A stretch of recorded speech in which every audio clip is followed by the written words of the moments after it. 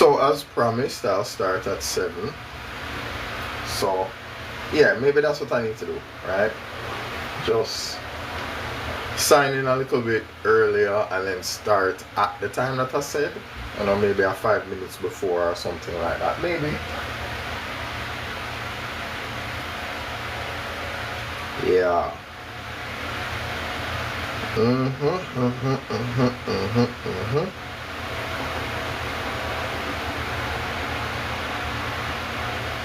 Yeah.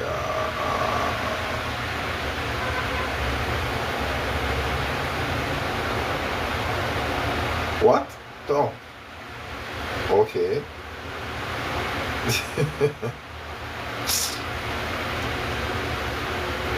Sometimes you look at the inbox and you wonder what that is. Oh, I had my board upside down, don't it?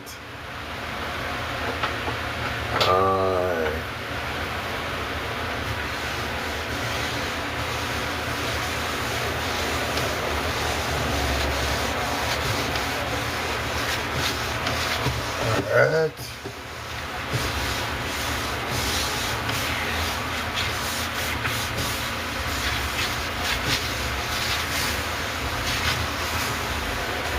So we have that.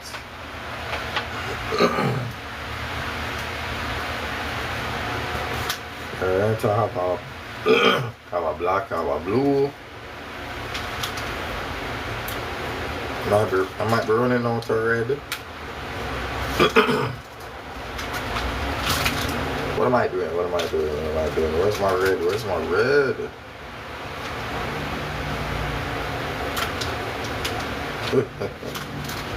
Black, blue, and red.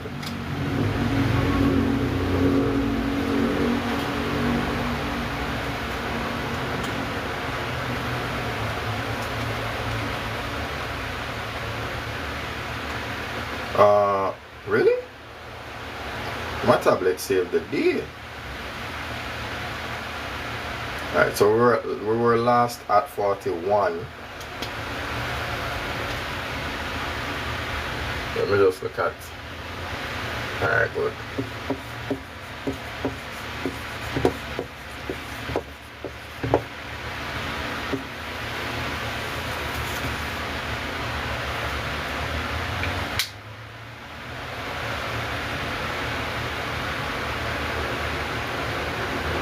Oh, okay. So number 42 is like an LCM question. 3 light bulbs are switched on simultaneously at the intervals of 2, 5, and 10 seconds respectively. They will flash together for the first time after, so yeah, whenever you have a question like that, it's usually that. And that's a no-brainer now. It's really a no-brainer. Right? This is 2, this is 5, this is 2 by 5. So we have a good idea as to what's going to happen, right? Circle this, circle that. This is already down here. This is already down here. Yeah, that's not even a challenge, really. You know, it would have been if it was something like maybe 5, 10, and 15, that would have been more of a challenge, right? So yeah, the answer for that question is 10 seconds. Because once you can divide the largest number by the other 2, then yeah, the LCM will be the largest one. But if it was this, you have a 5 here, hold on. So if they wanted that question to be more challenging, you'd set it like this.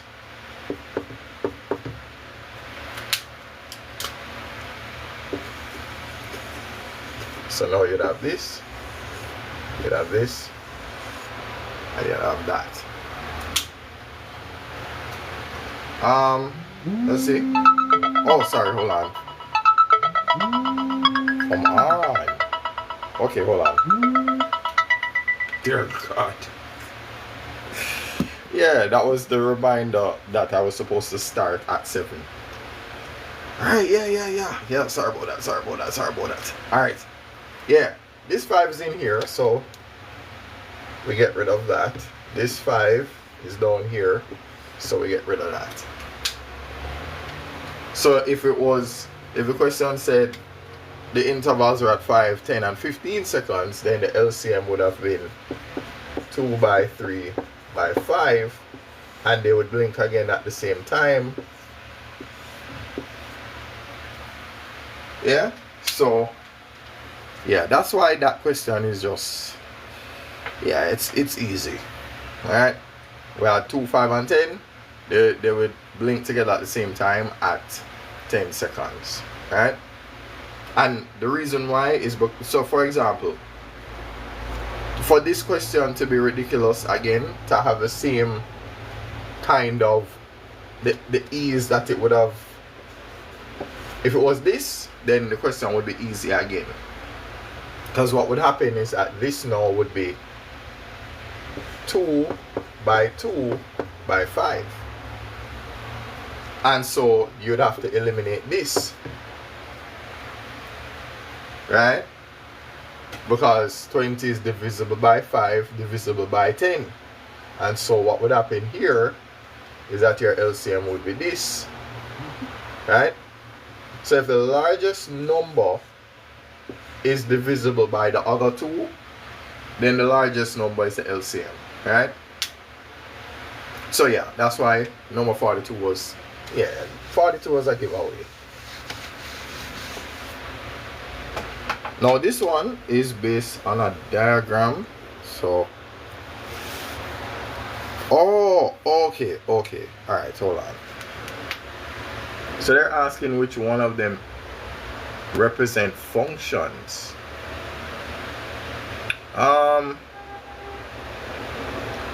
Yeah, definitely not picking the first one, because you have 2 on one side where 2 of them not occupied, and then all 3 are occupied on the right, so we're not doing that. P would definitely be a function, because it is possible for 2 numbers to point to, you know, the same thing on the right. It's just difficult for me to remember which function would give you something like that.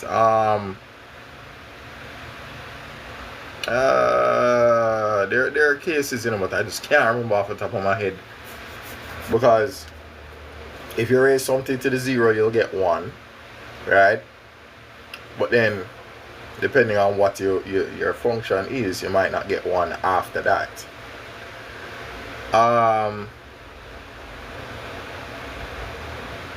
Alright, P and R are about similar because they're using the same amount. Technically, them could have connected the other two anyway.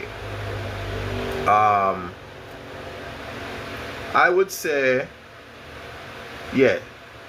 So based on this, I would just say 2, 3, and 4. So this, and this. These 3 are functions. This one is not.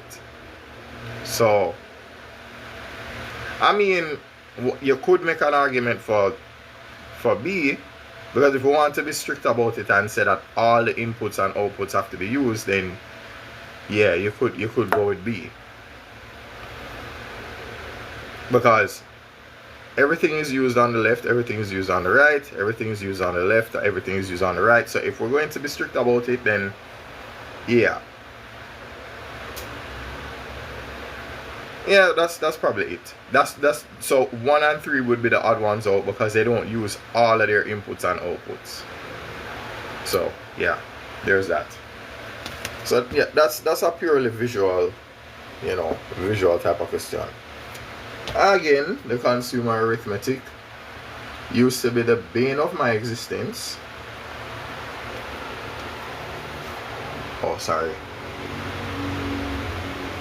So before a sale, the price of a shirt was marked up by 20% from that.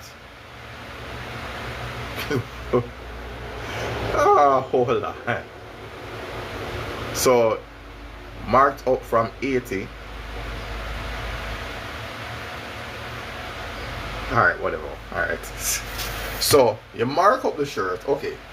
So you added 20% onto the shirt. The shirt was $80, right? So you added 20% more on the shirt, right? So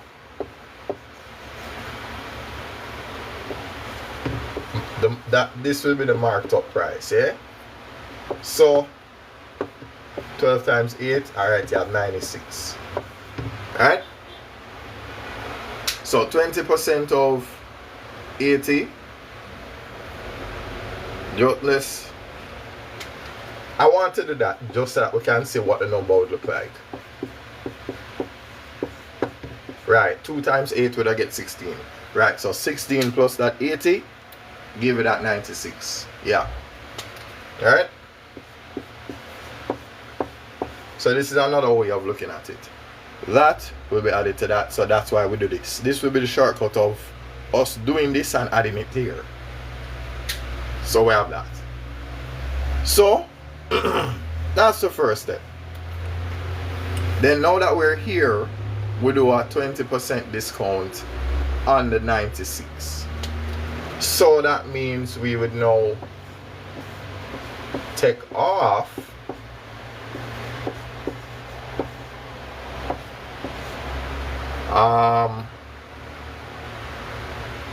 this would be like 4/5. Or no, we can be lazier than that. Okay, 96 times 8. Alright, that would be like 960 minus what is now 192. And you know, if curiosity gets the better of us, that's what we did. So instead of me calling it 8, I call it 10 minus 2. Right? 96 times 10 is this. 96 times 2 is that. Yeah. So if I add 8 to this, I get 200. Take 200 from 960, we get 768.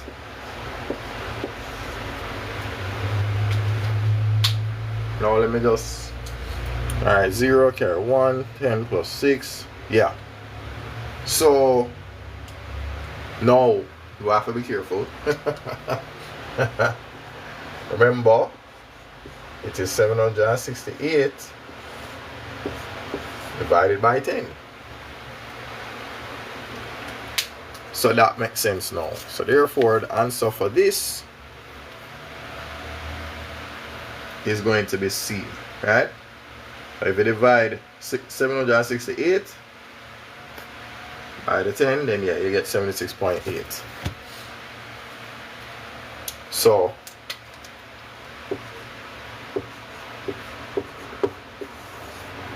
the answer for number 44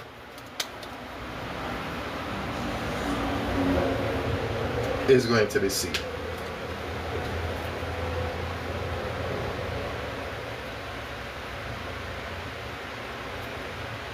Oh, I was looking at, I kind of, okay. Yeah, I went a little bit too far on the other side. So, what's this now? Number 45, 46, and 47 is some inequality with a graph. Okay. So 45 is a series. Alright, let us minus something from 6. If you add 2 over 3 to 5 and 1 over 3, you get 6. So you take 2/3 from 7 and 1 over 3, you'd have 7 minus 1 over 3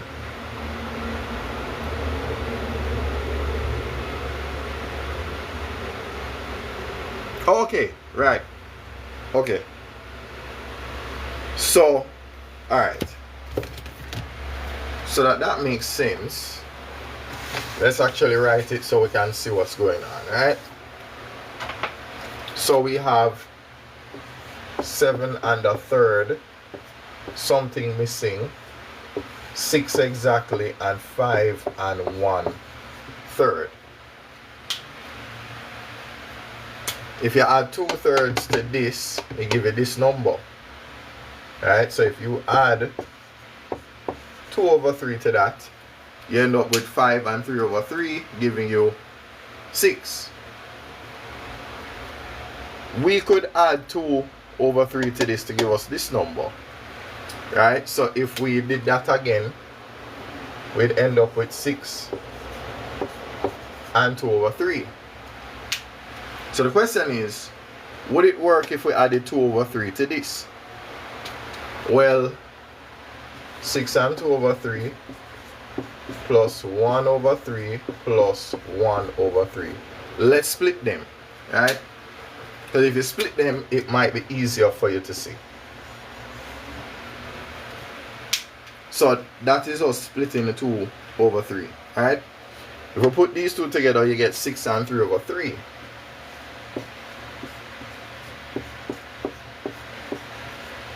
And that is the same as, yeah, so all of that makes sense.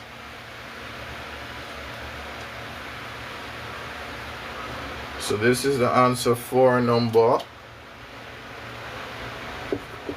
so this is for number 45.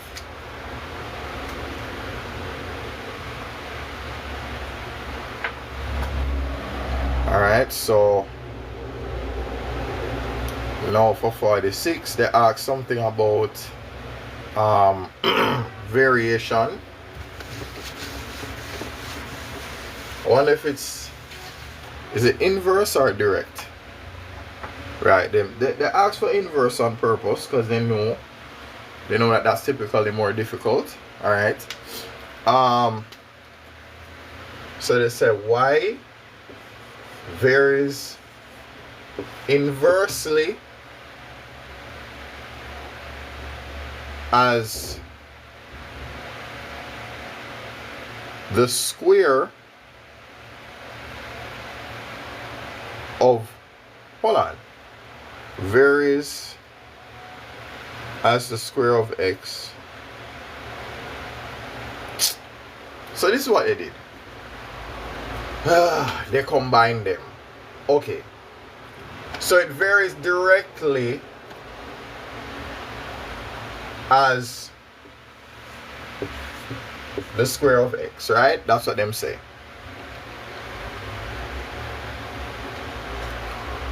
But it is inversely, so this is directly proportional, this is inversely as the square root of z. So in reality, what it is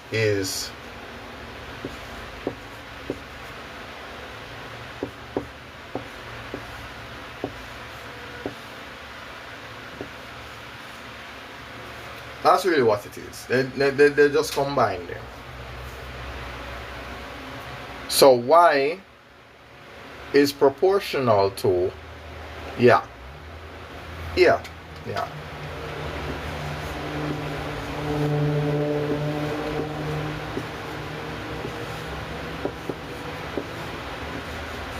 So we just have to do that and see what our answer looks like. So let's go into that. Based on our choices here,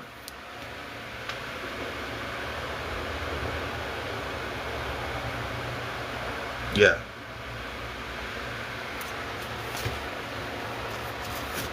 Yeah, that was a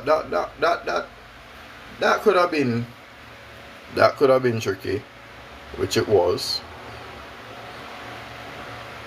Okay, so we're at 47 and 48.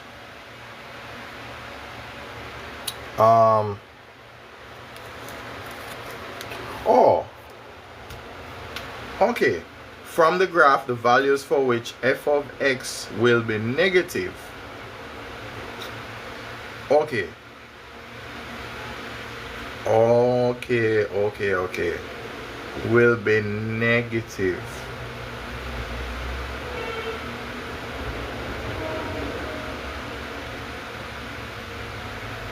So it would have to be exactly less than 3. All right. So let's point it out, right? So from this is where it's exactly equal to 3. So once it starts moving a little bit over, once you start moving away from that, everything below here is going to be negative, right? Because you're in this region below the x-axis here. So everything below here is going to be negative. So it will definitely have to be less than 3. So A and D, we can eliminate A and D, right? Yeah, you can eliminate A and D for sure. So it will not be equal to. So you can't entertain the equal to, right? So A and D would be out. And it would have to be greater than, not equal to the -1. So the answer for this would have to be C, right?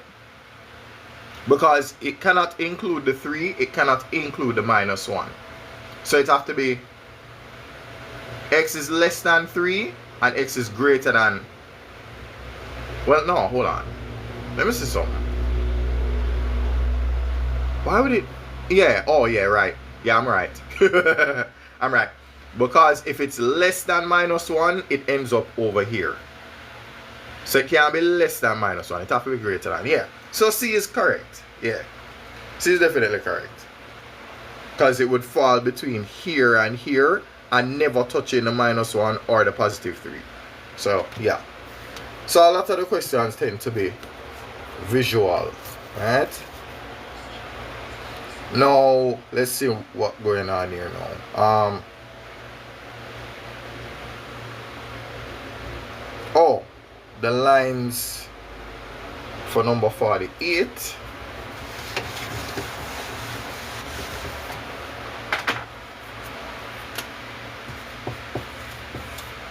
They gave us something similar to this before. We have a line that is 2y equal, no, a line, not even equal, 2y minus 6x plus 1 equals 0. Okay, the other line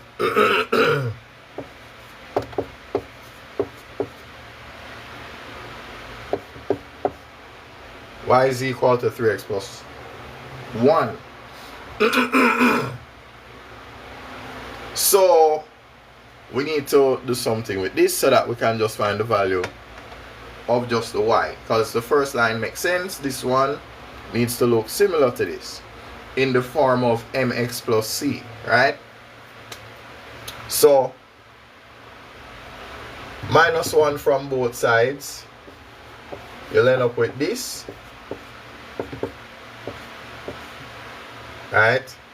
What happened is 0 minus 1 results in just -1.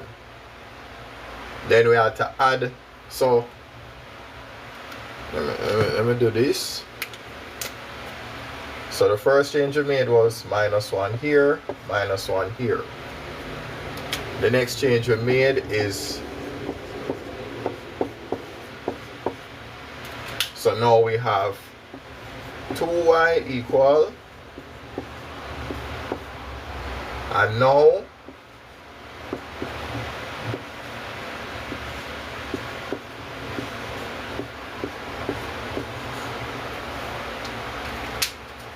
and just to understand what just happened, we divided this by 2, divided this by 2, divided that by 2.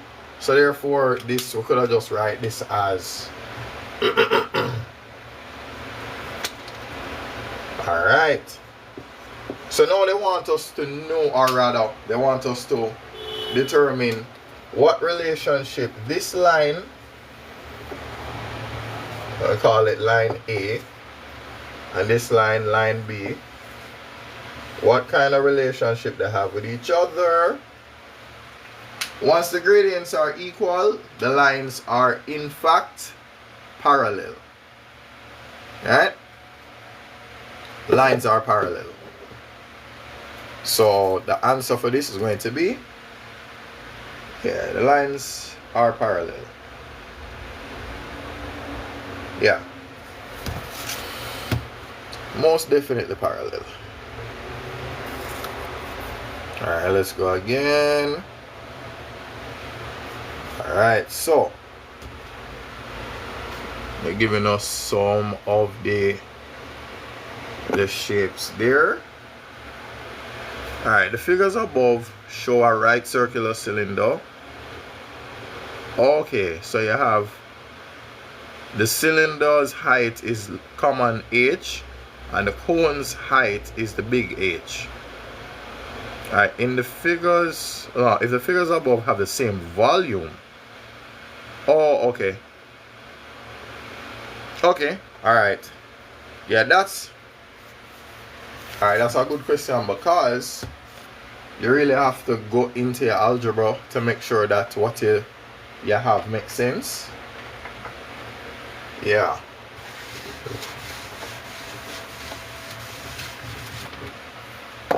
Wait 1 second there.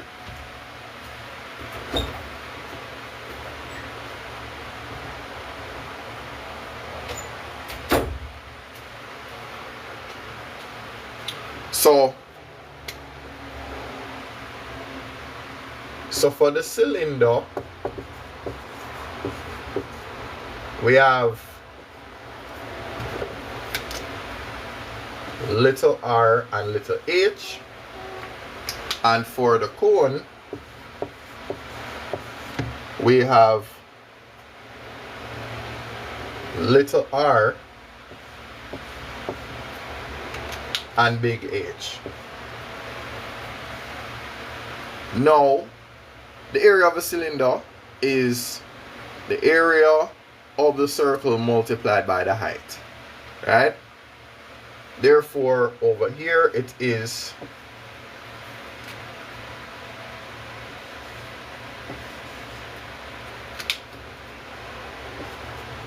so this is the volume for this one right here. Now the reason why we can't say that is because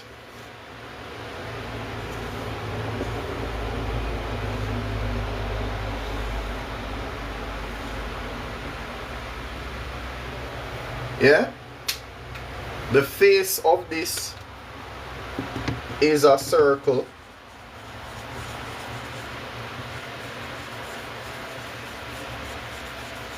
So therefore this part here is the pi r squared, right? From here to here is the h. So you multiply the area by the height. Yeah? So that's how you make sense of the cylinder. Alright, so just put in that right there. Now the cone is different. It's basically 1/3 of a cylinder, right? So it would be 1/3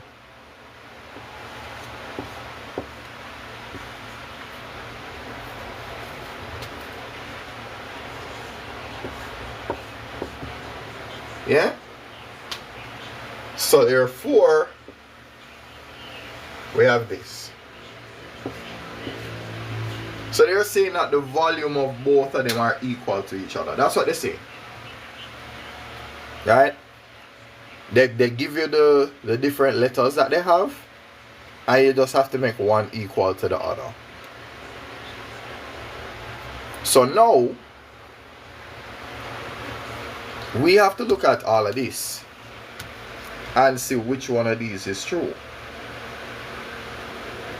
right? Is h equal to 1/3 of h, or h squared is equal to one bag of madness? One bag of madness. Okay.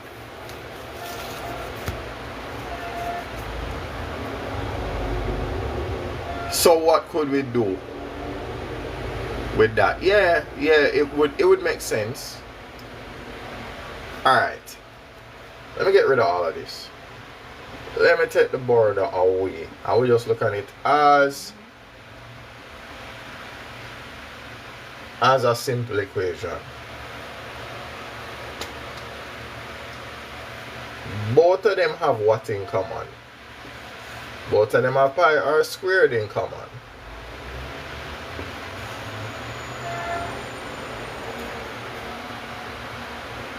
So if I did this, divide this by pi r squared, and divided this by pi r squared,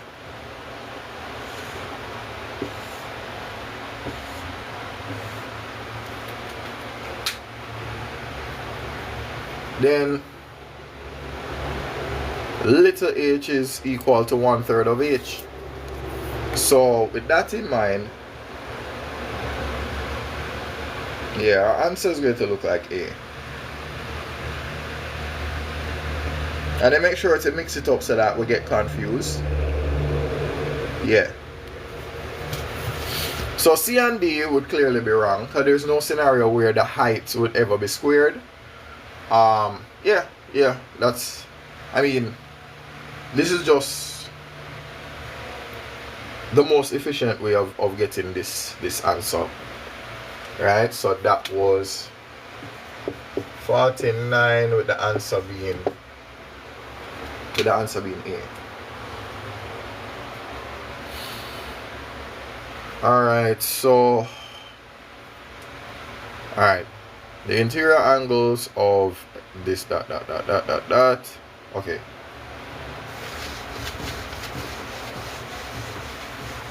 So we're looking at number 50 now.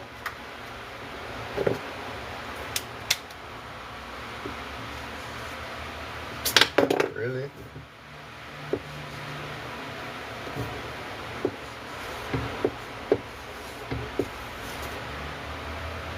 Alright, so 50 now says the interior angles of a pentagon. Okay. So when it comes to the pentagon, right? So we have this thing called 180 times n minus 2. The pentagon has 5 sides, right? And so we take 180 and multiply it by 5 minus 2.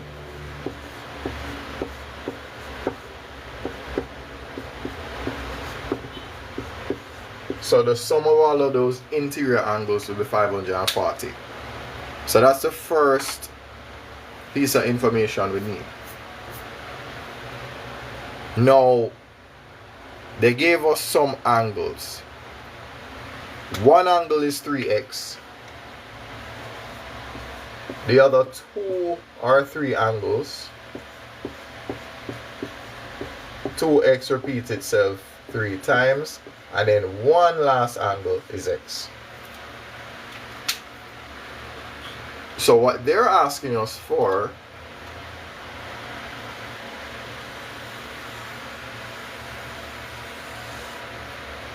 when we add all of this together, it needs to be equal to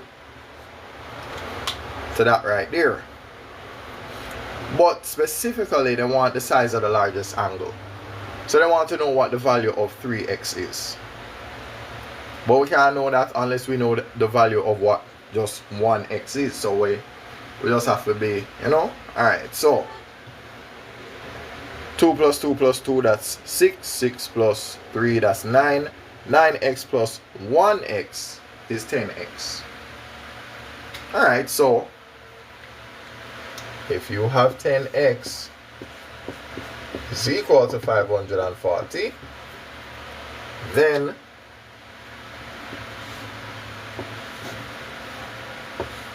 Yeah. So x is equal to 54. But they wanted the size of the largest angle, so I mean, we can be lazy and add 54 to itself 3 times, or we multiply it by 3. So either way,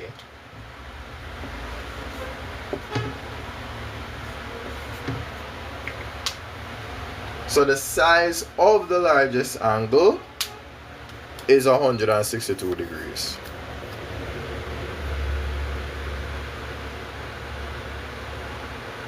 Yeah, so the angle or the right answer for this is going to be B.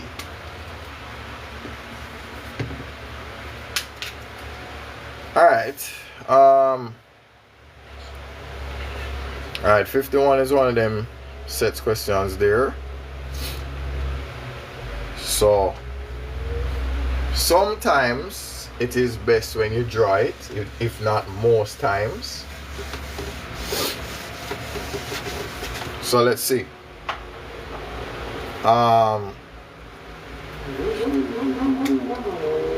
So you have S and you have T.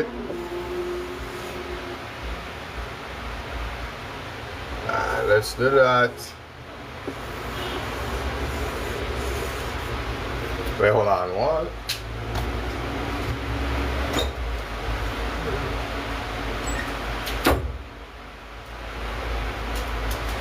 Yeah, back again. Okay.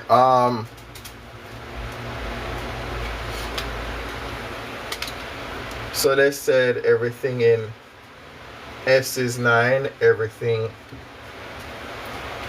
in T is 9. Alright, that's what they said. Now they said that the union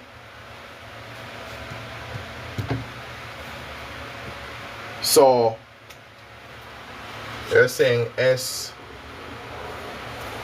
union T is equal to 15.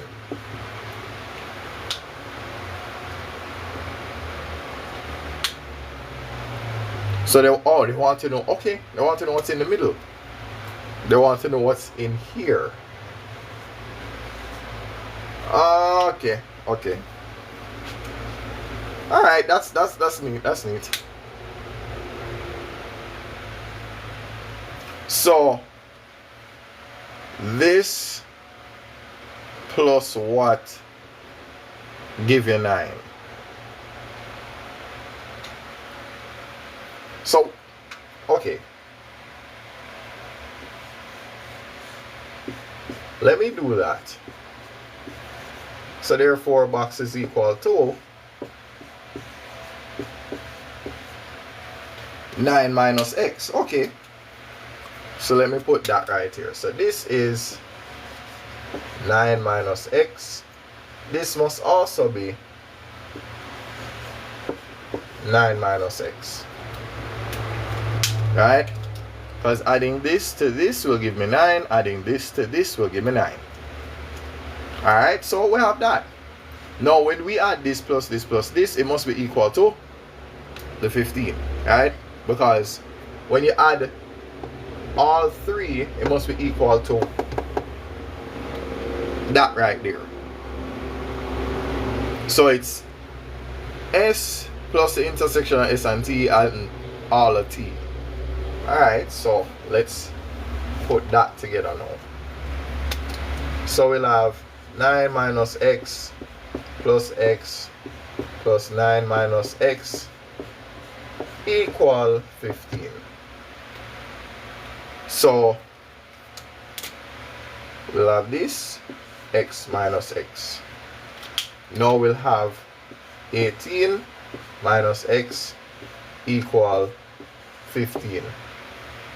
And that's fairly simple. 18 minus what would give you 15?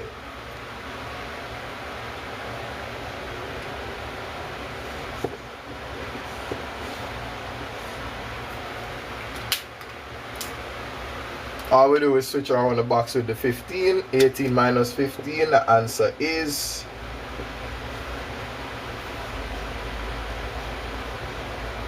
Yeah. So the answer right there is 3. So based on that, number 51 is going to be B.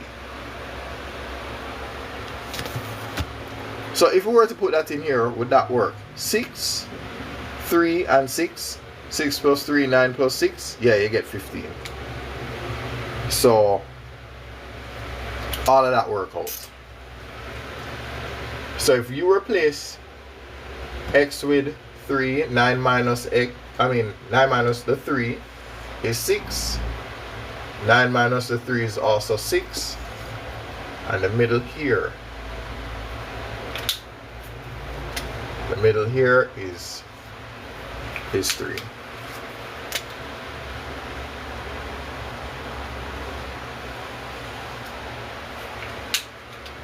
Yeah. Alright, 52. Alright, we're just looking at 51, so we're moving on to 52.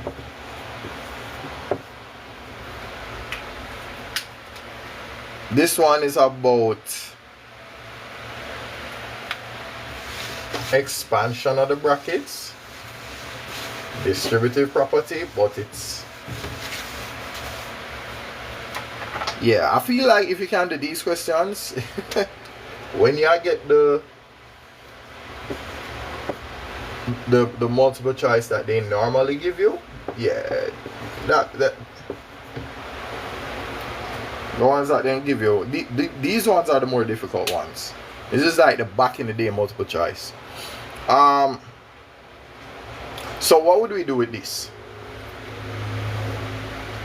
Well, I have an idea. This, look at the difference between squares, that's 1. So what I can do is change all of this in the bracket to just a squared minus, let's say, y squared. Right? So for now, b plus c is equal to y. Now, if I am going to follow the rule, a plus y is multiplied by a minus y.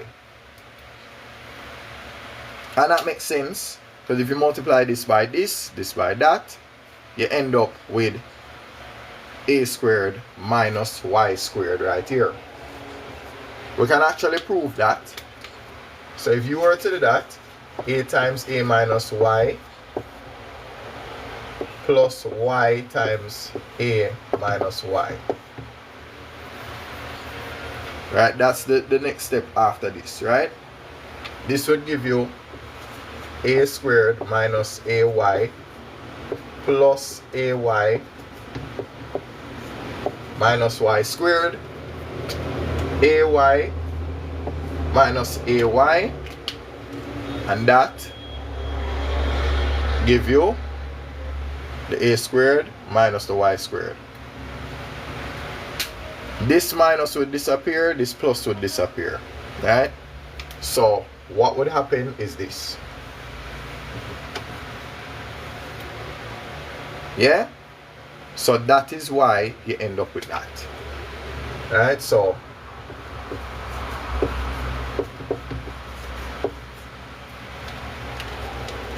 therefore the minus sign disappears and the plus sign disappears too. So now that we know that, we can replace b plus c with the y. So therefore this is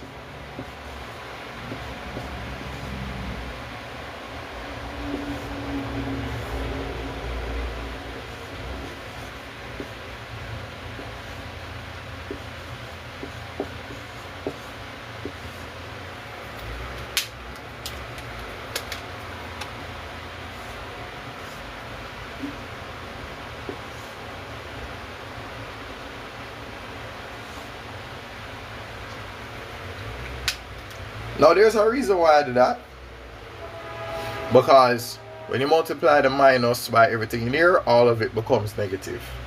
Right? So this will become a minus b minus c on this side over here. And then this, you know, all of this is positive, so nothing drastic happens over here. nothing drastic happens on this side. Yeah, so we have to be careful, because see, look at our choices.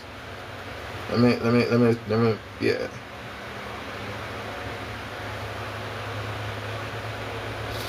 So based on our options, and see, we have to be careful, you know, because we can have the right answer, you know, but because we're not seeing exactly what we put down, we would have think say our answer wrong.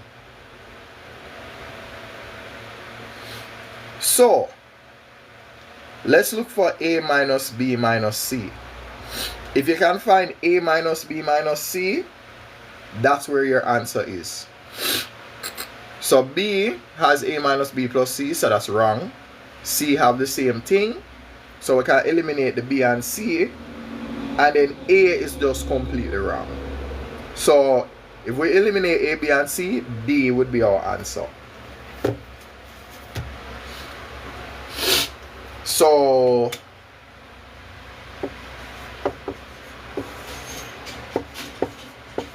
yeah, so our answer is D for that.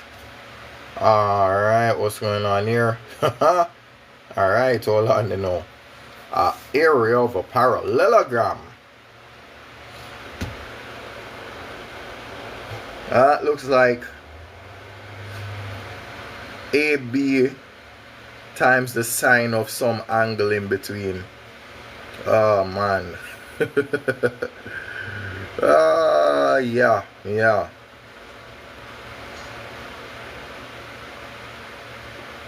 Yeah, if you remember the formula, you can do that. But chances are this is AB times the sine of the angle in between.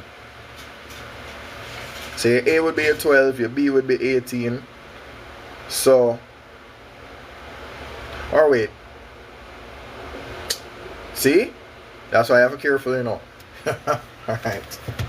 Let me actually look for that. Let me look for that formula just to be sure. Oh yeah, it should be, you know why? Because a parallelogram. You know, the one for the triangle is different. The one for the triangle is different.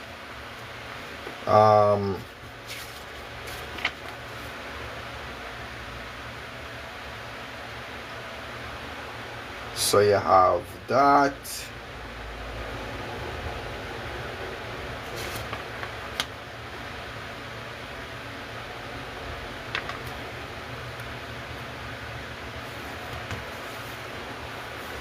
Yeah, I could do it. I can't, because I was looking in the book. Well, let me do it the lazy way now.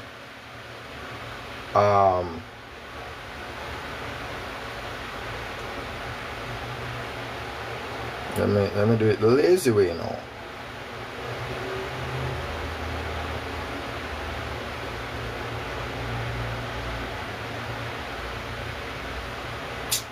Oh man, I forgot that I never turned on the internet for that one.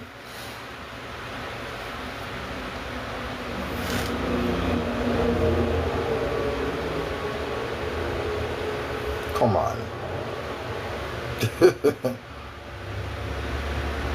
It's just one line I want, just one line. I don't need a whole video.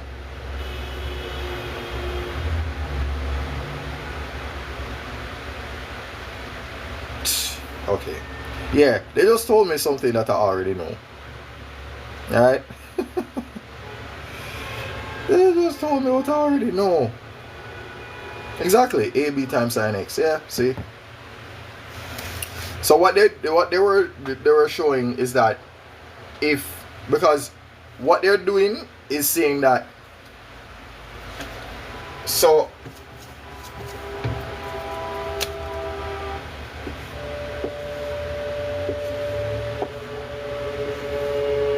because you can split a parallelogram into two triangles, if the area of one triangle is half AB sine of whatever, if you add one to the other, half plus half give you 1, so it would be AB sine of that. So if this is half AB sine of some angle, then this would also be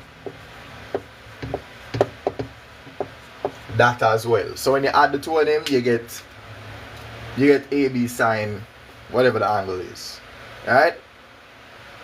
So I just wanted the confirmation there, yeah? So based on that, then we know, because we don't want to be confusing the area of the triangle with the area of the parallelogram. So we want to be sure. Alright, why is my tablet doing this to me now? My device has betrayed me. Alright, let's see if you will. Really? Traitor. Absolute traitor.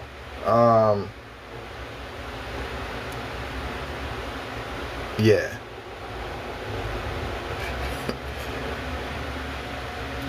Alright, yeah.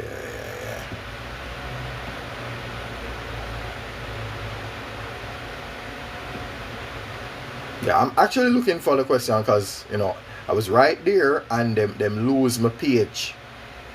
Come on, guys. Alright, good. Where was I? Okay.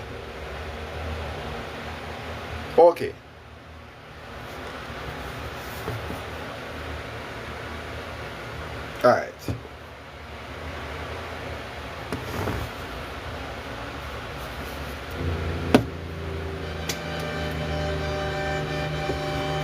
Let me see something.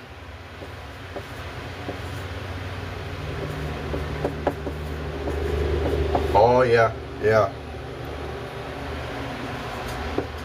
Okay, yeah.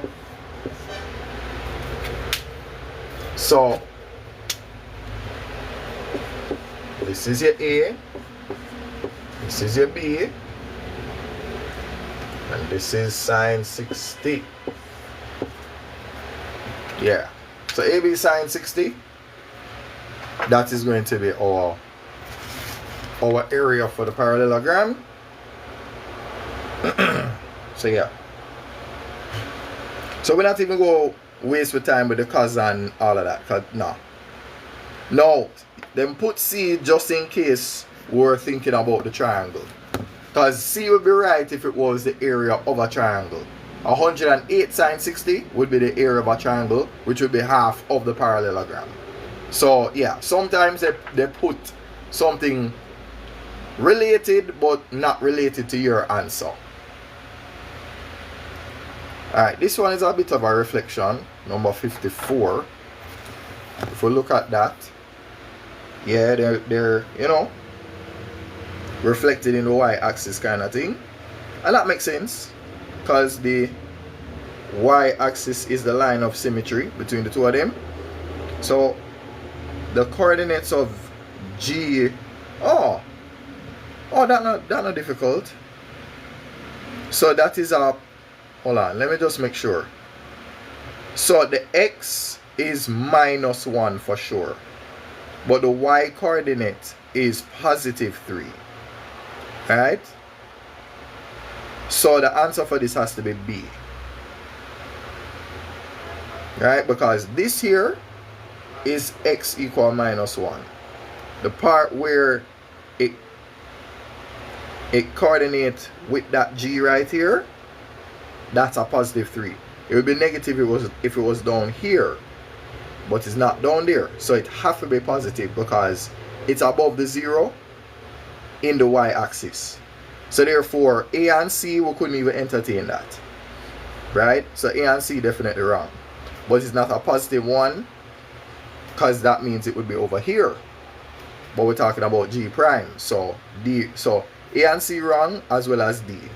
Right? So sometimes you have to know what is wrong to know what is right. So we have that. Okay, this one is kind of neat. You want to know the equation of this line. Okay. Well, Just by looking at this. Just by looking at this, we can tell that you could not use A and you couldn't use B. But I cut the y-axis at a positive 4. Right? Yeah. So it's either C or D. So can we actually prove that? Let's see. So this is number 55. Alright, let me just draw this. So here's a 4 and here's a 4.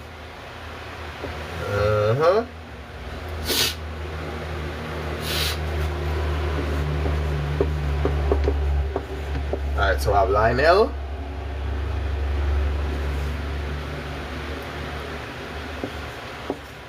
So I have that. So, what would be the gradient of this line now? So that's all you really want to know, you know. What is going to be the gradient of this line? I think that's that. Okay. Since you have a 4 there and a 4 there, all right. I think I'm seeing what it's supposed to be, right? Because here it is. Let us say we said the difference in y over the difference in x. And really all you're doing is comparing the height with the base of the triangle. That's really what this is, you know. You're comparing the height. Yeah, it's all about perspective, right? So let us call this y2. So y2 is 4, y1 is 0, right? So therefore you can replace this with 4 and 0. Then now you have x2 and x1. Now the thing is, the line is going this way. The line is going this way. That means it's going to be a negative, right? Because it is going from here to down here. So it is decreasing, right? Therefore our gradient is going to be negative, right? So I would argue that this part here is our x2. This part here is going to be, you know, yeah, x1. Therefore you would have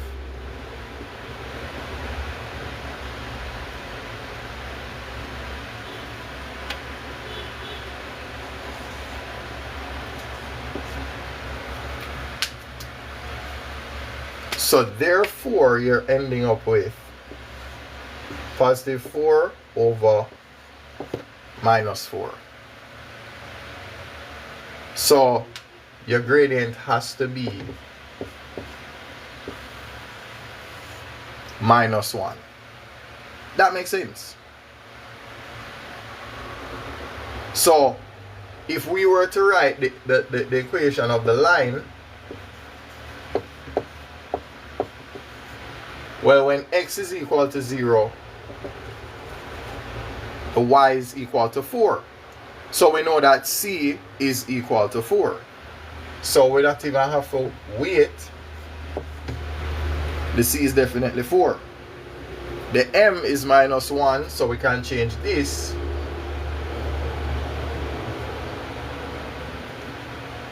But I don't want to call it minus 1 or minus x. Yeah. Now, the funniest part about this question is this.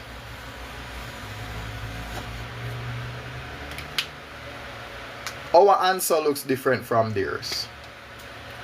The answer they have, add x to both sides, y plus x is equal to 4.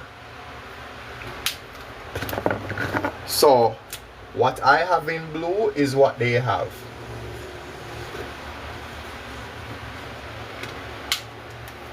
So our answer for 55 is going to be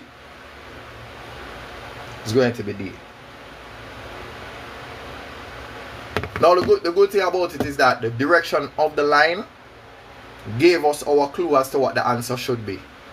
Because the line is not going up, it's going down. And since it's going down, the gradient had to be negative. Right? So we couldn't make the mistake and choose C as our answer. Because if it's going this way, it has to be negative. Because what? It is decreasing. So once it's decreasing, the gradient is negative. If it's increasing, it is positive. So that's why D had to be the answer for this. Alright, so for 55, the answer is D. So hold on there. Ah, that's why I lost my place. Alright. So now, yeah, we get to the crazy part of the question now.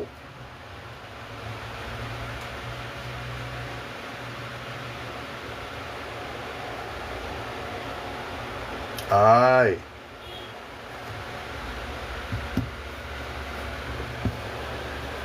So we have 56. We have 57. 58 is kind of crazy. Oh, and then we have probability as the last question. So okay. So two pieces of trigonometry. Last of this part here. Sorry, whoops. Move it. Sorry about that. Yeah. So trigonometry here, there. This is the geometry. That is vectors. This is probability.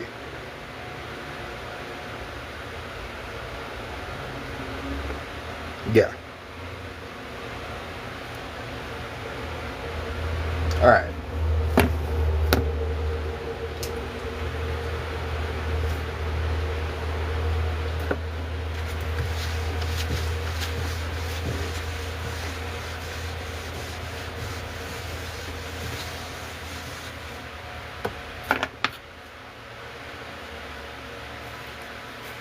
So they ask us, cos 120 has the same value as either this,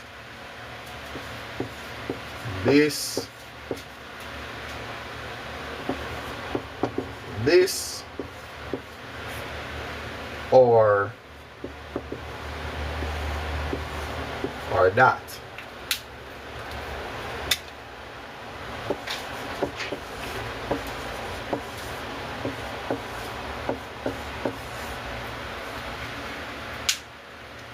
So this is for number 56.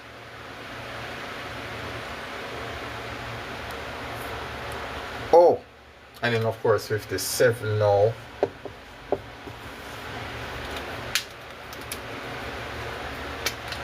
Will give us a right angle triangle here.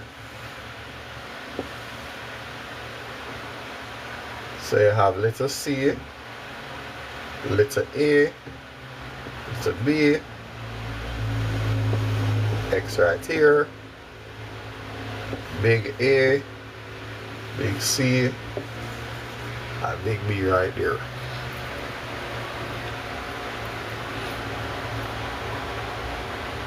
Oh.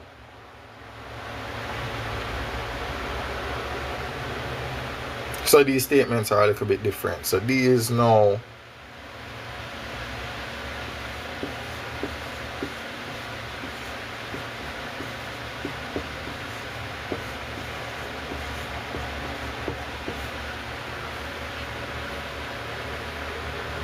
yeah, so that statement is true. Alright, so the first one is definitely true. right? The sine 90 minus x is equal to the cos of x. Yeah. The second thing that is true. Now them say little b squared. Oh no, so this one wrong. This one wrong. This one wrong right away. Because it is actually little c squared. Because the longest side is actually this. So what would have to be on the left is actually little c squared equal little a squared plus little b squared. So it has to be this. So just like that, we kind of have an idea of what is right and what is wrong there.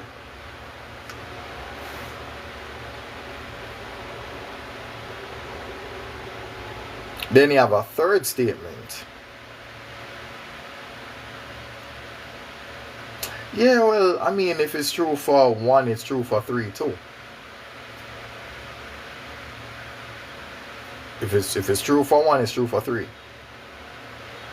Because it's always the inverse. Yeah, so yeah, 1 and 3 is practically the same.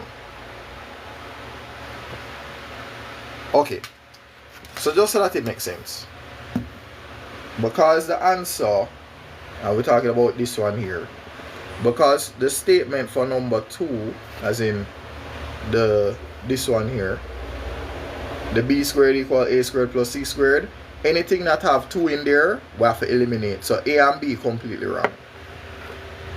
Right? Let's see now. B over a. B over a. No. So 4 is wrong too. Yeah, 4 is definitely wrong. The reason why 4 is wrong is because them have it in reverse. Them have a over o instead of o over a. Right? It should have been tan of x is equal to a divided by b. Right? This is the o, and where b is the a. Right? So you can eliminate a and b and the last one too. So the answer for 57 is C. So yeah, 57 is definitely C.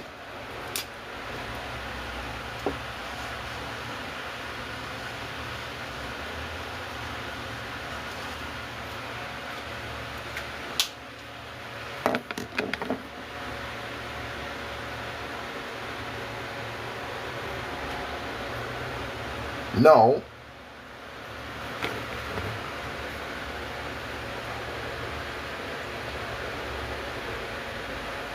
I want to look at number 58 because I want to see what we can do to get this.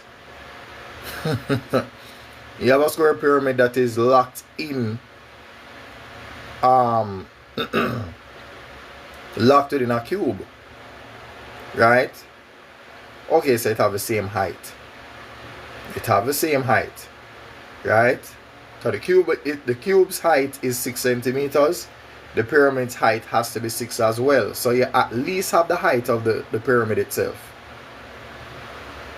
So the only issue now is what the formula of the pyramid is.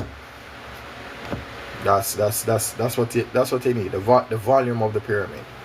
I mean, the volume of the cube is simple, right?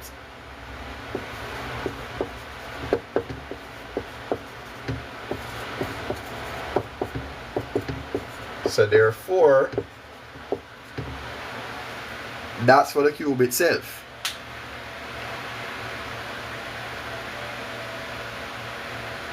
Now, if you could find the volume of the empty space and then subtract it from that, then sure, you would find the volume of the pyramid.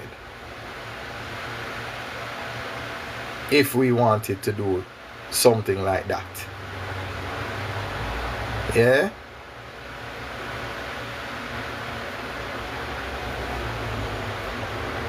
Well, let me go ahead and look for Let me see that now.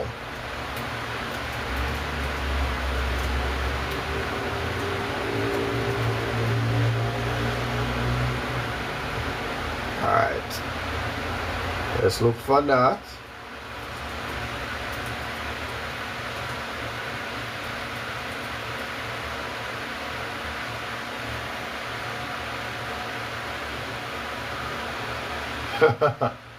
Okay, hold on.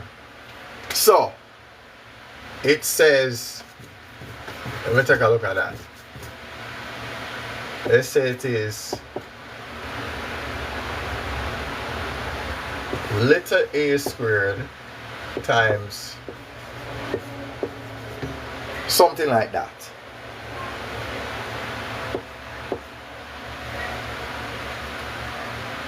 Which means they only need the side of one of the squares, which makes sense because it's a square based pyramid. So yeah, that oh wow, yeah, that makes sense. You know what right, here's what I did not get, or rather what I never remember. The pyramid is sort of like it's sort of like it's a cone with a square as the base instead of a circle. So similarly, when you're finding the volume of a cylinder, it's 1/3 of the cylinder, right? That's what the cone is. So if it's 1/3 of a cylinder, it also has to be 1/3 of a cube, because the base of a cube is a square and the base of the pyramid is also a square. So therefore all you have to do is remember the volume of the cube, so you find 1/3 of that. Okay, so alright, so we're not even have to stress out ourselves. It's literally 1/3 of the volume of the cube itself.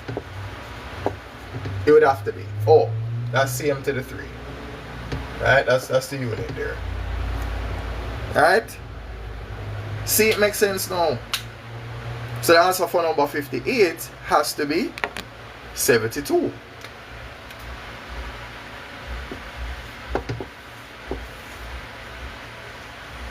So therefore, yeah.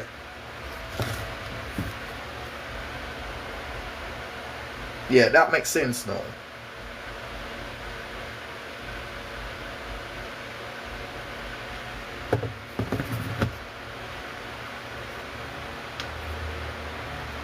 So, okay. Let me get rid of this because there's a reason why I want to address that. So, therefore, let's say you had this.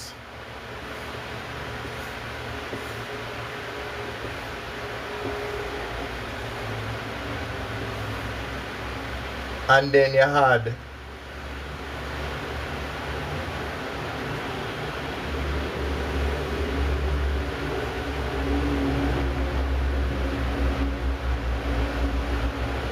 right. So that's all it would be. This portion in here, right?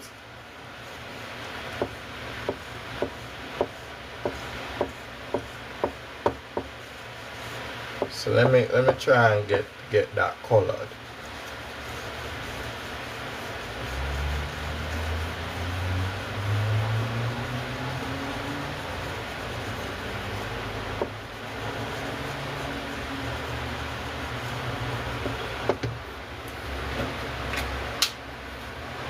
That portion there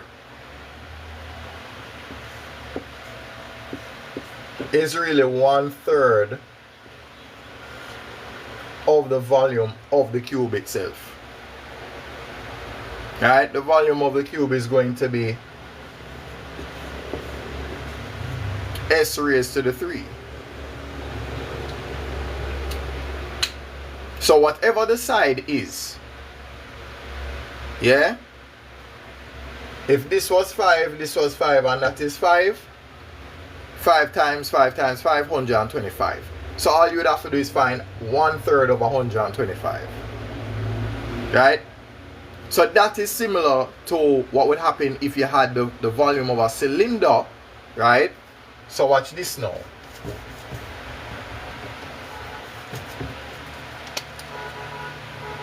So you have a cylinder here.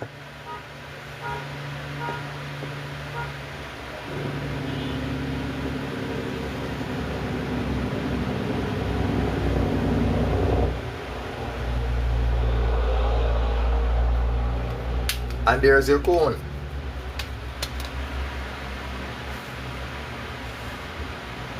So similarly,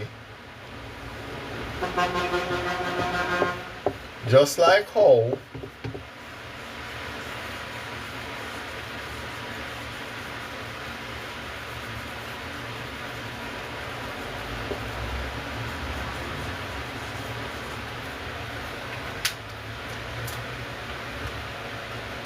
so the volume of the cylinder is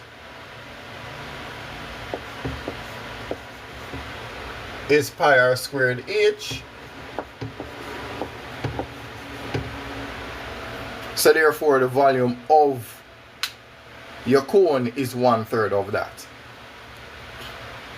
So both of them have the similar property in being 1/3 of what surrounds it. 1/3 of the volume of the cube, 1/3 of the volume of the cylinder. So it looked complicated, but if you remember the property, then yeah, it makes number 58 a lot more, you know, a lot more reasonable to actually accomplish that. Right? So number 58 was C. 57 was C as well, right? Both of those answers were C.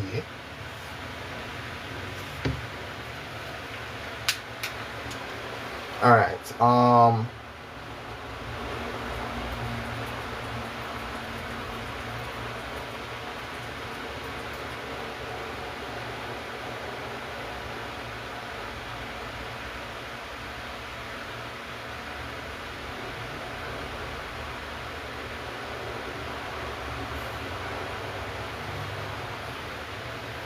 Okay, yeah. Now with this now, you definitely have to know your your trig properties and so on. Right? So there's a way to prove that your answer here is actually this.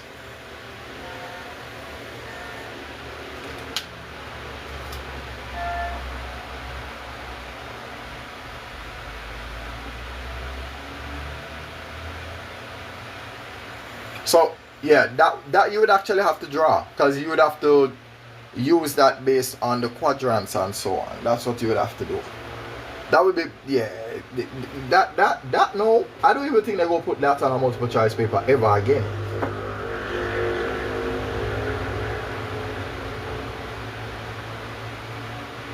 Because nobody's remembering that for no multiple choice. This is what we put on a paper too.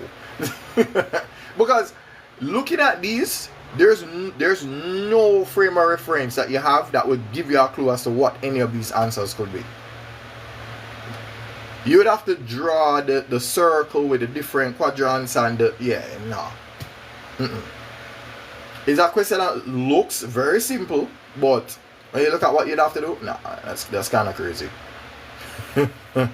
Yeah, I gotta understand why they don't put those on paper ones anymore, you know, because you need to draw the circle with all of the different angles and points and all of that. Because I'm looking at it right now and you have a lot of surds and all of that, right?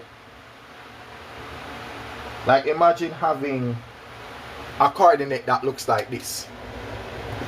You have a half and then you have like come on. Right? You have a half and the square root of 3 over 2. You know, nah. You're not going to remember all of that. To put on a multiple choice? No.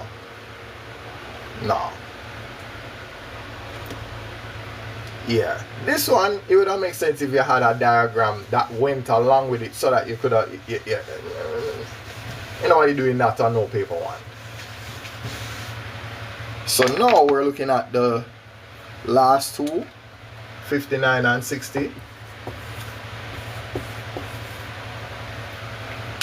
Alright, so now we have the triangle of vectors, right? You know, I'm gonna drop my tablet. Yeah. Alright, so PQ is A, PR is B, and QR. Okay, see, now we have to be careful, right? That's why I have to label this thing. Okay, fine. So we have P here. We have Q here. We have, well, let me be even more careful. Let's have R over here and Q right here, so that, yeah, our triangle is a little bit more right. Yeah, so they say this is going here and this is going here. All right, so A is going this way, B is going that way.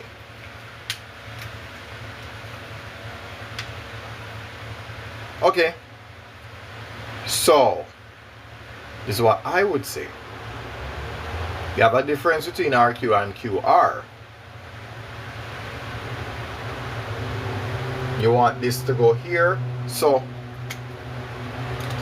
I would say that QR is equal to the direction of Q going to P and P going to R. Q going to P and P going to R.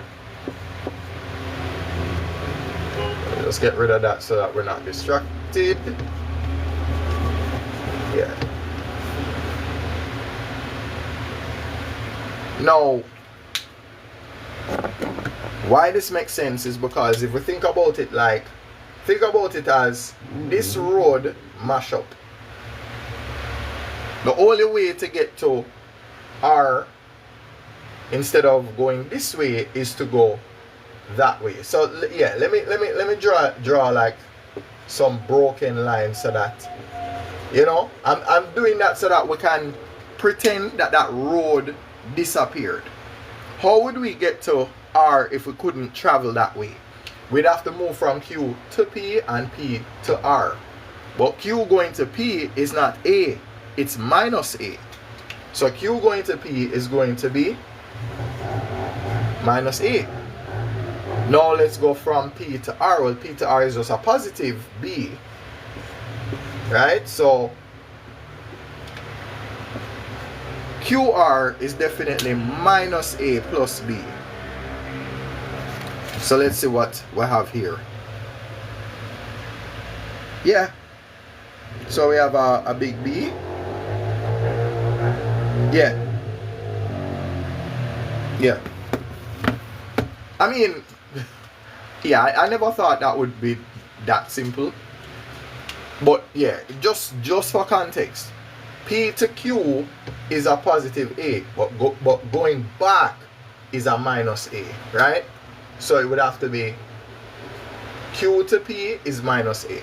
So therefore, PQ is the positive A, but QP is minus A. So if you can remember that, whenever you're doing vectors, we just have to be careful with it. Right? Okay. Alright, so now for the last one. What is this now? 60. A bag contains 3 times as many blue as red. Okay. Alright, so automatically now we have to start thinking a little bit algebra now. Alright? So a little bit of algebra. So let me get rid of this. I want some space, right? So they're saying that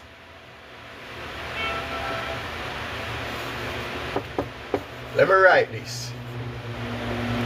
If there are 3 times as many blue as red, if I have, let's say if I have 6 that are red, right? Let me see if I'm saying this right. Let me make sure.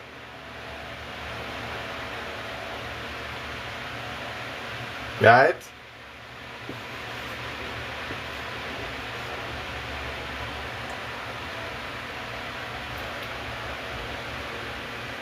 Let me make sure I'm saying this right. If you have 6 red, you should have 18 that is blue, right? Let me just make sure that the proportion is correct, right?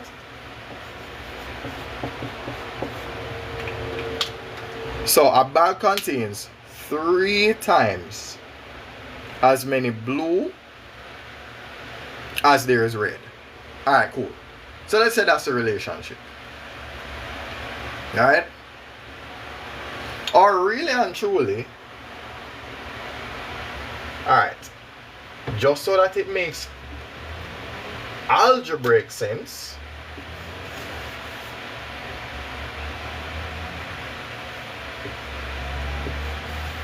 yeah, that makes sense. Why? Because the blue is 3 times as many as the red. If the red is equal to 6, then 3 times 6 is the 18, hence blue is equal to, right, see? Yeah. you see why, and I'll tell you, when it comes to, what's the word now? Changing the algebraic expression into something that you can actually see visually with words and numbers. See, you see how I had that a while ago? I wrote R equal to 3B when it's really the other way around. Right? This is what it depends on. Right? If you have 3 times this, it gives you the amount for the blue that you need. Right? So B is equal to 3R. Alright. So we established that. Now, if 12 red were added to the bag, what's the probability that choosing a red or blue is the same? Okay, hold on. So let me get rid of this because this is my bias kicking in, right? I just use that to explain what the relationship between the blue and red is, right? So we have this. We have no idea. So okay, fine. Let me use that imagination. So let us say we had originally, based on what I had before, we have 24 in here, right? Because we have 6 of the red and 18 of the blue, right? So let's do that. We had 6 red, 18 blue. If I add 12 more, oh yeah, see? Alright, I don't know why my brain just automatically picked something that made both of them equal. If we add 12 more red in here, then it makes the probability of them equal, right? So the number, wait, hold on, let me read this again. Probability of choosing red and blue is the same after you put in 12 of them.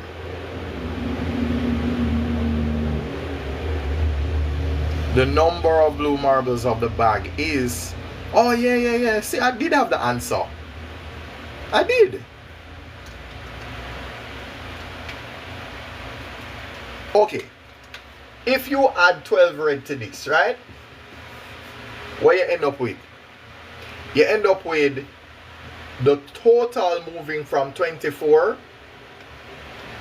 The total went from 24 to now, if you add 24 plus 12, you now have 36. The probability that they're the same would be 18 over 36. So the number of blue would have to be what? It would have to be 18 for that to be true. Now mind you, this was I picked the number 6. I didn't know this was going to happen. I didn't know. Right? I just happened to pick this. So the answer for this is going to be C. Right?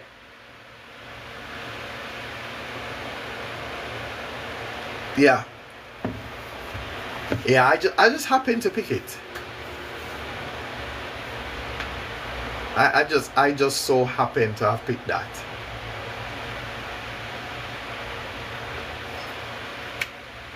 Yeah. I mean, there's clearly an algebraic way to explain that, right? There has to be. So let me see if I can make that make sense, right? So they gave us b is equal to 3r based on what we conjured up, right? Then they said if you add 12 more red, right?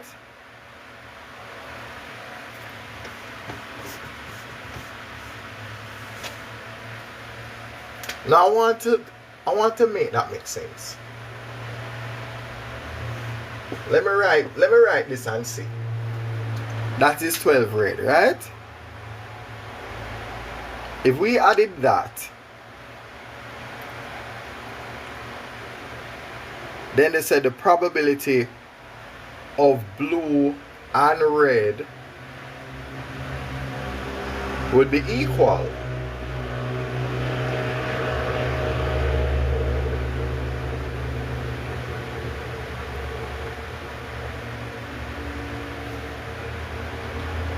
Oh, okay. All right. I see. All right. Let me see if I can make that make sense.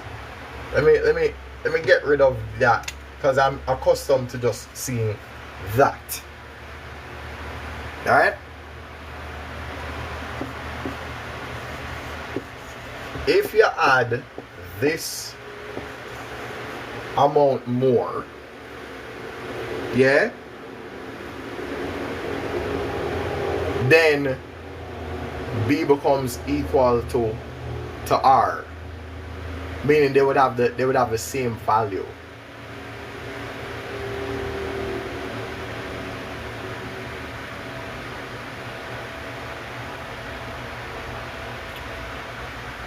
So let me put that together. Let me put that together.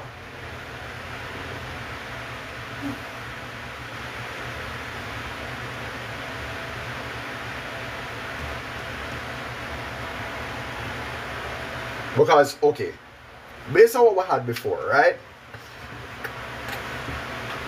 We used the red as 6 and the blue as 18, right?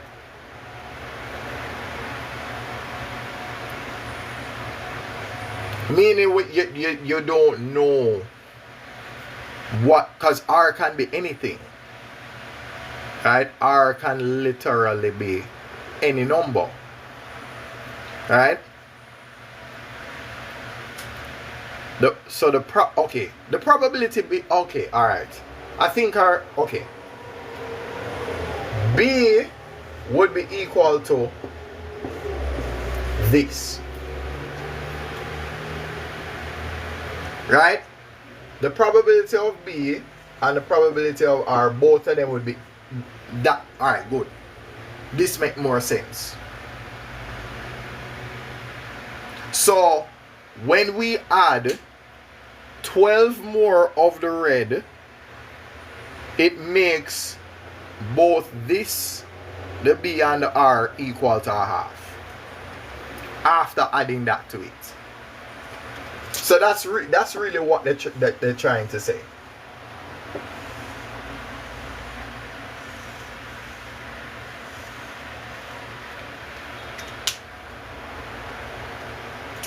So how would I express this?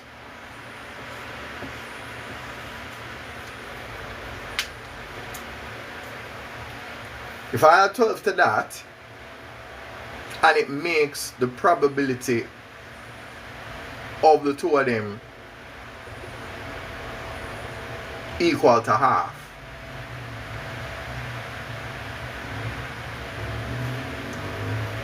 Well, okay, fine.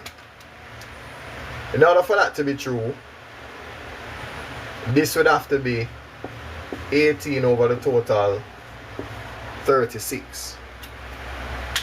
Right? Just for argument's sake.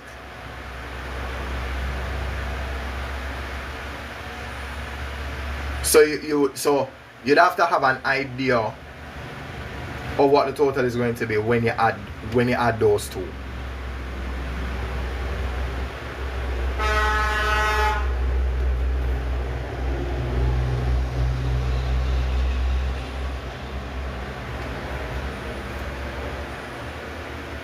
Okay, fine. So let me see if this makes sense to me. So we have the original one, right? And we have this.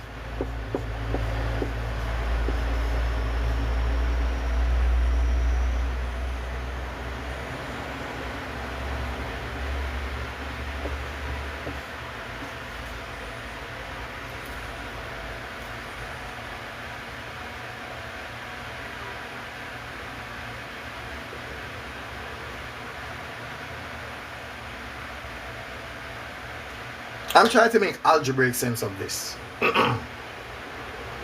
Trying to make algebraic sense of this. If you add 12 more red to it, the probability of the blue or the red comes to half.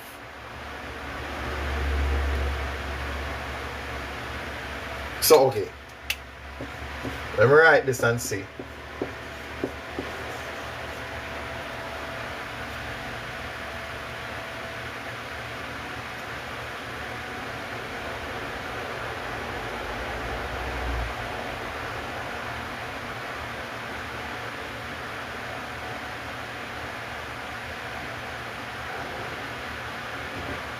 Alright, let me write it.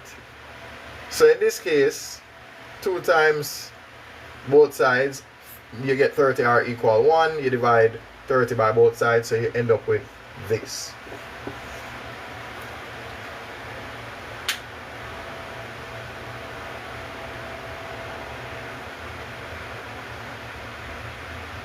Yeah, I'm trying to put that together. I want that to make sense. Alright, let me go back to what we did, right? We made an assumption that the number of red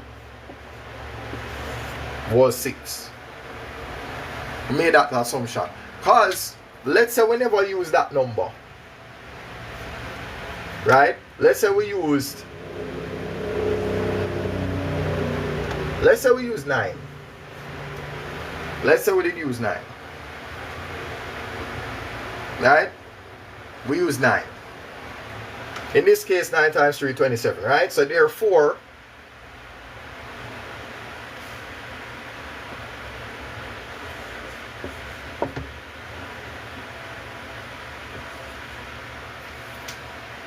okay, alright, that makes sense now. See, what needs to happen is we need to look at it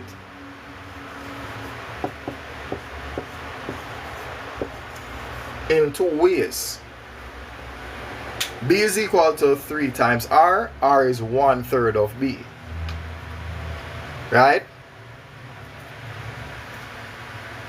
So, what what is it that would lead to you adding 12 more red and you end up with both of them being equal to half, 0.5?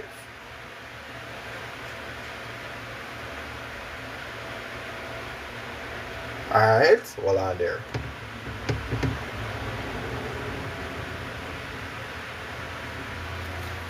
So that is your relationship, right? The red, no matter whatever red is, you multiply this by 3, right? So your red is 9, your blue is 27. And funny, when you add them, you still get 36.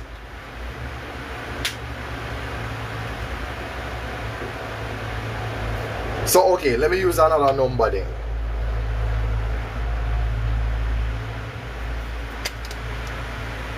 I could use 12. Oh, okay. Alright. Well, okay, fine. 12 times 3 is 36. Alright, cool. I mean, it's difficult to do it algebraically. If you actually do the experiment and do the substitutions, look at this now. When you have 12 of them red and 36 of them is blue, then what? When you add the two of them, you get this. So therefore, if you add 12 more to that, if you add 12 more to that, you end up with 24.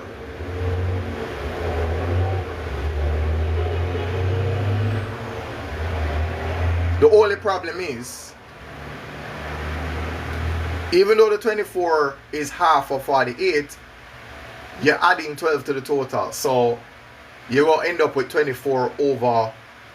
So meaning, even though you add that, you will end up with this. So you're not going to end up with half if we use 12.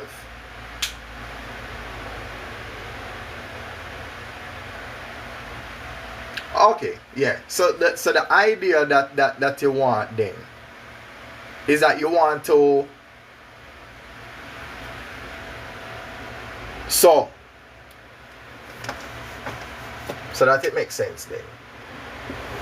The denominator is this, red plus blue. That makes sense, right? So therefore 12 plus 12, that would be 24. Right? Okay, fine. Okay. Alright, now it makes sense now. So this gives me the fraction that I want. I have to make this madness equal to that.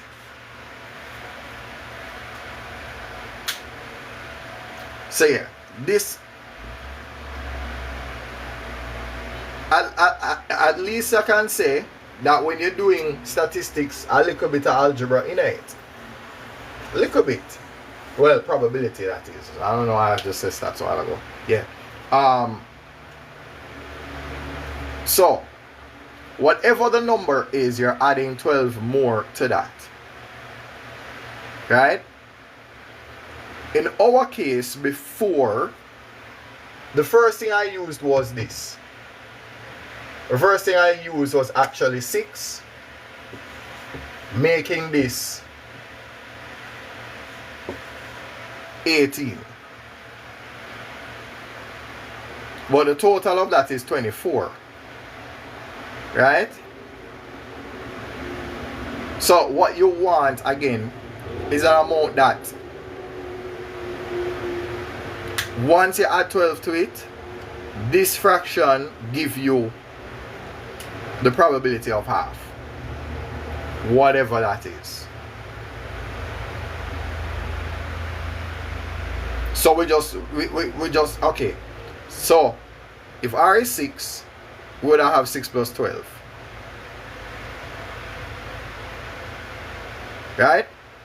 let's just use that as an example. So if we use 6 and we use 6 plus 18, which is 24, then no, that would work. That would work. Oh, right, I forget. You would change that as well. So, hold on. You would have to add 12 to that too, because the total would change. Right, the total would actually change.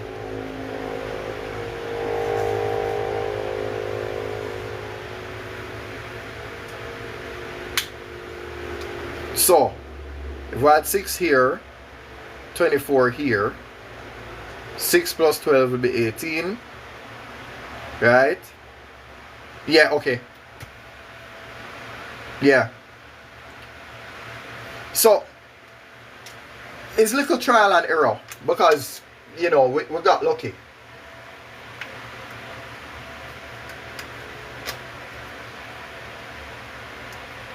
The red is 6. So I can put that there. The blue was 18.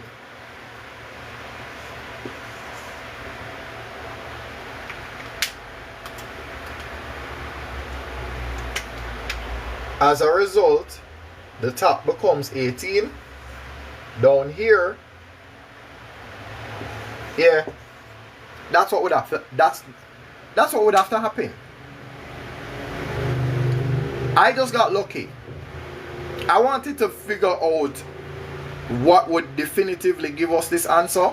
So really and truly what you would have is R plus 12 over R plus B plus 12, and whatever your substitution is should give you the equivalent of half. Because that's the probability of you picking either red or blue, meaning half of the time. Yeah, so red would have to be 6, B would have to be 18, so the number of it would have to be, yeah, so the number of blue would have to be 18.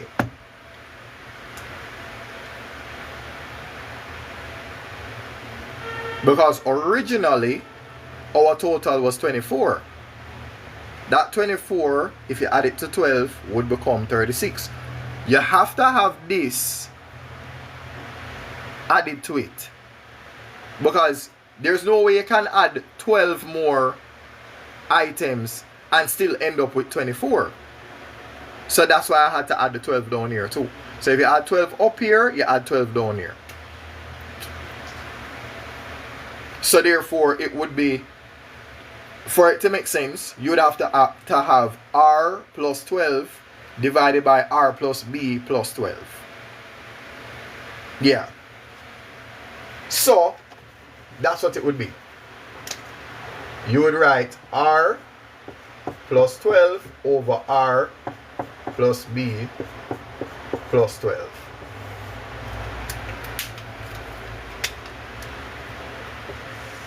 And then whatever number gives you, whatever number give you the 1 over 2, then that would be the correct answer. Right? So if we're looking for 1 over 2. That's what we're looking for. I just wanted to investigate this properly, because if I never had something that I could use, we'd just be guessing. Right? Because guess what? If you put another number in here, you're probably not going to get this answer like that. Because okay, let's switch it to something else. Let's use 9 and 27. Yeah? You would end up with what? You would end up with 36 plus 12, so the denominator would have become 48. And what would up here be? 9 plus 12 would be 21. Yeah, see? If we use 9, that would work. Right? So we could use 9. Alright, let's do something else. We'll just experiment with it. We use 8, we use 24, right? Okay, 24. If you add 12 to 24, no, hold on. Lie me I tell. It's not even 24 may I focus on. 24 plus 8 is 32. 32 plus 12 would be 44. The denominator for that would be 44. Because it's R plus B. 24 plus 8 is 32. 32 plus 12 will be 44. The red is what? The red will be 8. So that would be what? See? So if you notice, every time you try a different number, you're not getting the half. Right? So the amount of red could not be 9, it could be 8. Could be 9, could be 8. Let's try 7 and 21. We try 9 and 27, 8 and 24, that never worked. Alright, 21 plus 7 is 28. 28 plus 12, well that's 40 down here. And then what? 7 plus 12. Almost. Right? Almost.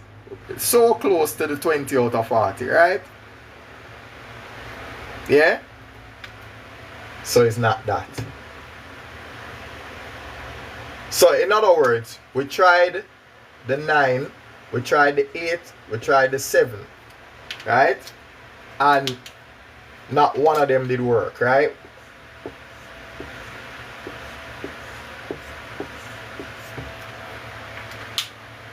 Yeah? The 9, the 8, and the 7 never work. So we drop back one more time now. 6. And we have 18. Well, 6 plus 18 is 24. 24 plus 12 is 36. 6 plus 12 is 18, and thus, yeah.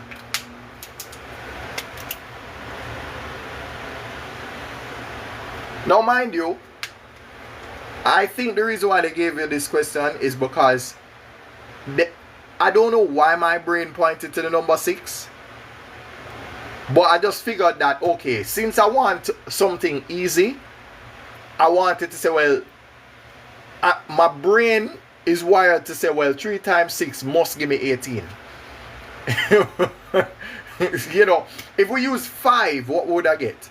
Let's say we use 5 and we have 15. This would have been 5 plus 15, 20. 20 plus 12 would have been 32. Right? 5 plus 12 would have been 17. So if we used the number 5, would I end up with 17 over 32. That's a little bit more than the half. Right? So again, the 5 would not work. Yeah? If we use 4, let's see now, 4, 12, 4 plus, oh yeah, sorry. 4 plus 12, 16 plus 12, 28. Alright, so the denominator would be 28. And then 4 plus 12, see? No, there's only one answer that give us 50%. Because all the other numbers give us something else. Right? 4 does not give us that. If we reduce this, this would give us 4 over 7. Right? 2 by 2 by 2 by 2 over 2 by 2 by 7. The HCF is 4, so this would be 4 over 7. So there's only one magic number that gave us the 1 over 2. The red had to be 6, the blue had to be 18. Yeah, like we have to be extra careful with this question. Yeah, because it's I had to figure out what we're doing for the numerator, what we're doing for the denominator. Sure, normally you have r over r plus b, but if we add 12 up here, we need to add 12 down here. Yeah. So that was how we did yeah, this, why it looks so, that looked very, yeah. All of that was for number 60. So yeah, you see, there are some questions, again, they look very simple, but there's a little bit more involved in the reasoning behind it, because if I didn't do this, I would not have figured out a way to utilize the different substitutions to get the answer that I'm looking for, right? Because we use 4, that never worked, right?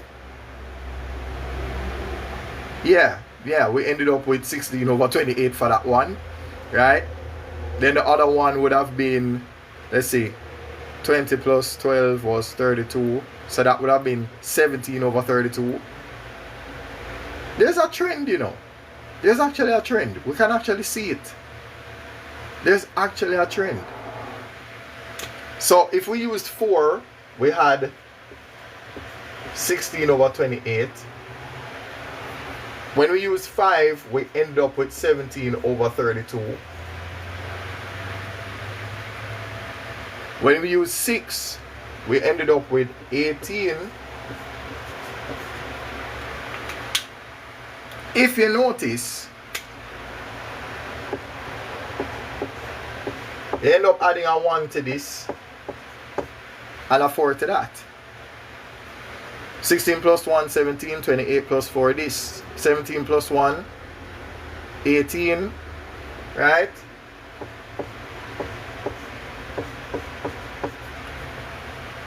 And that is why we can predict what would happen if we use the number 7.